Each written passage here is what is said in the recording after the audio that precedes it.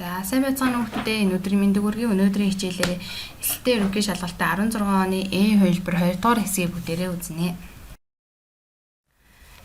За тэгэхээр эхнээс нь химийн бодисын хэрэглээ амин дэм гэж байна.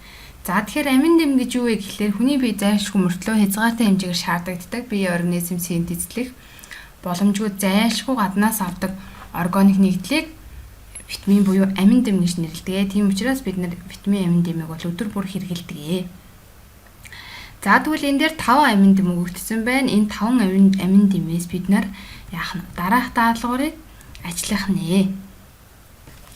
За эхнийх нь цусан дах кальцийн хэмжээ, организм дах фосфорын хэмжээг зохицуулах үүрэгтэй амин дэм нь бол D амин дэм байдаг. D амин дэм. Тэгэхээр A3 гэсэн үг байна. За хоёр дахь нь арсеник калигийн уургийн синтез ба дархлаа дэмждэг амин дэм нь бол мэдээж C амин дэм. C амин дэм. За цусны бүлэгнэлт болон ясны бэхжилтэнд гол үр гүйцэтгэдэг амин дэм нь бол K амин дэм. За тэгэхээр K гэхлээр C-ийн 5. За организмын өсөлт дархлааны систем болон хараанд гол үүрэгтэй амин дэм нь бол А амин дэм байдаг. Хараамуудад яг А амин дэм нь үүрэгтэй гэж ярилцдаг. За тэгэхээр D-ийн 1.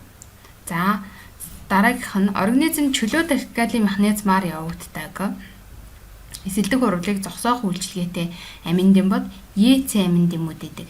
EC. За тэгэхээр E нь бол 4, за F нь бол 2 гэсэн юм хариултыг бол бичгэнэ.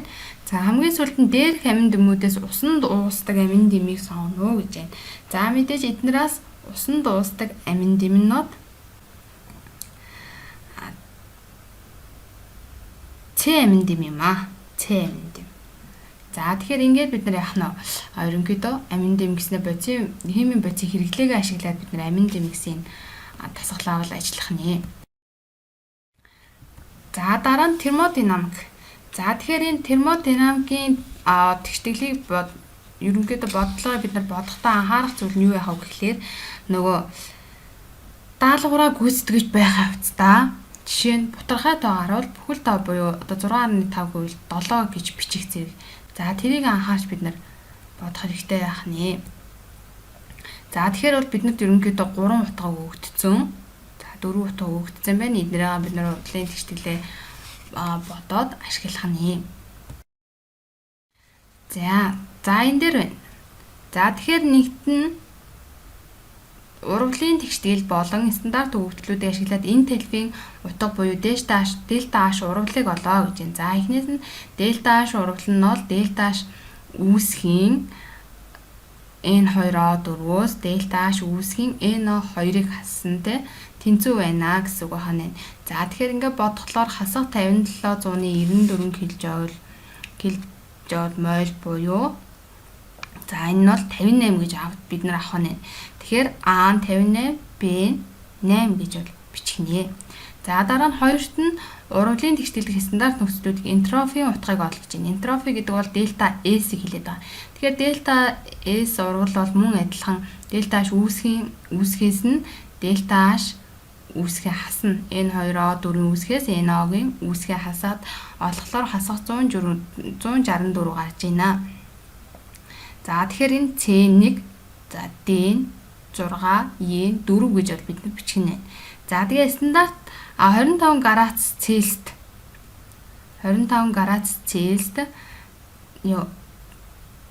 гибсийн энергийг олно гэж. За гибсийн энергийг бол дельта G-гээр тэмдэгдэг. За дельта G-г олохын тулд бид нар дельта H урвалаас 268 Кельвин буюу за 100 Кельвинээ хасаад за тэр Кельвинээ энтропитой үржүүлээд за ингэж бол бид нар яах нь гибсийн энергийг бол олох нэ. За ингээ олохлоор 9 гэсэн F нь 9 ахна нэ. За хамгийн сүүлд нь гибсийн энергийн утгаас дүгнэлт хийгээд энэ урвал өөр аяндаа явагдаж байвал G-ийг урвал өөр аяндаа явагдахгүй бол G1 гэж бичнэ гэж байгаа. За тэгэхээр энэчнээс харахаар дельта G нь бол тэгээс бага байна. Ийм учраас энэ урвал яах нь баруун чиглэлд буюу N2O4 үүсэх чиглэлд явна гэсэн үг. Тэгэхээр G тэг гэдэг утгаар нь бол бид нар авах нэ. За дараагийнх нь химийн нэгдэл шинж чанар гэж байна. За тэгэхээр энэ цэсийн нэгдлүүдийн хувирлыг харуулсан бүдүүчтэй танилцаад бүгдээрээ Z, бодис R, Q, W гэсэн бодисуудыг олох нь байна. За эднэрийн өнгө нь юу вэ гэдгийг олоод бид нэр бичиж тэмдэглэх нэ. За энэ хүү зурган дээр урвалын тэгтгэлүүд нь харагдаж байна. За нэгт нь хамгийн ихнийх нь бол за Z бодис байна. Цэсийн оксид нь купрум 2-он давсны хүчил төрөгчтэй уралд ороод за цэсийн холоор дээр нэмдэн H2-ог үүсгэж байна. За тэгэхээр цэсийн холоор 2 гэдэг нь бол А гэсэн үг. Тэгэхээр А нь 2 болж таарч байна. За дараа нь цэсийн холорид нь кальцийн цианидтай уралд ороод цэсийн цианидыг үүсгэж байна. За 3 дахь урвалын тэгтгэл дээр мөн цэсийн холорид нь кальцийн цианидтай уралд ороод комплекс нэгдэл үүсгэж байна. За дөрөвт нь цэсийн сульфат нь цэсийн холоридтай уралд ороод цэсийн холоор үүсээд цэсийн холоорын тунц энд үүсгэнэ ш. За дараа нь 5 дахь урвалын тэгтгэл нь цэсийн холоор натрийн гидроксидтэй уралд ороод цэсийн гидроксидын цэнхэр өнгийн тунцыг бол үүсгээд натрийн холоорыг ялгаруулж байна.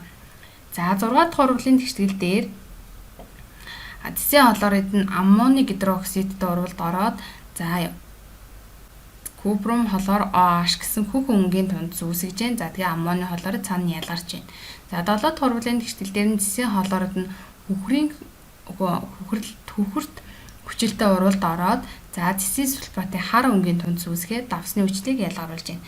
За хамгийн сүүлийн урвал нь бол цэсийн холоорид нь ацетилентэй уралд ороод за мөн аммоны гидроксид уралд ороод цэсийн карбидын улаан өнгийн дундас аммоны холоорд ус үүсгэж байна. За ингээд тус нь ард нь яг нөгөө хэдүүлээ дээр хүснэгтнээсээ даалгавраад цэсийн холоорд ихэд 2 номертэйгээ номеруудыг бичээд багш нь тэмдэглэсэн байна. За энийг тэмдэглээд аваарай.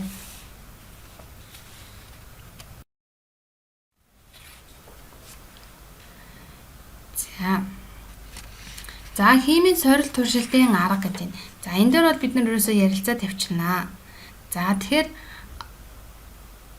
эдгээр 1-6 дугаар бүхэн хуруу шилэнд ямар бодис байсныг нь тодорхойлж за хариултаа утсан тэмдэглэх нь бид нар. За тэгэхээр хамгийн эхлээд металл натрий боромын ус натрийн шүлттэй харилцан үйлчлэнэ гэсэн шинж нь бол фенолд тохирдог. Фенолд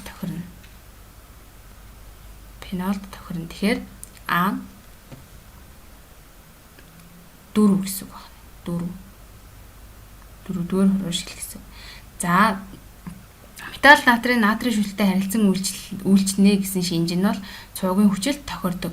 Цуугийн хүчилд. За тэгэхээр F нь 5 байх нь. За дараа нь боромын ус мөнгөний оксид давсны хүчилтэй харилцан үйлчлээд ацетилен энэ үйлчлэх шинж нь болохоор ацетилен тохирно. За тэгэхээр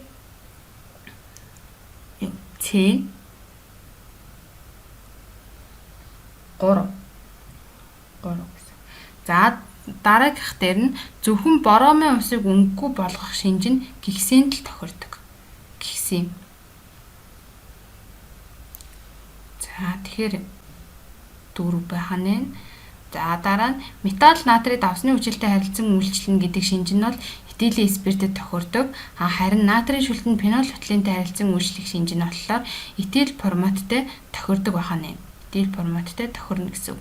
За ингээд харахаар бид нар А нь одоо 4 дугаар урвалын тэгштэй B1 C-ийн 3 D-ийн 6 E-ийн 2 гэсэн юм хариултууд бол бичих байсан байна. За гэрийн даалгавар элсэлтийн ерөнхий шалгалтын 2016 оны B хувилбарын 2 дугаар хэсгийг ажиллаарай. За тийм анхаарал хандуулсанд баярлалаа хүүхдүүдээ.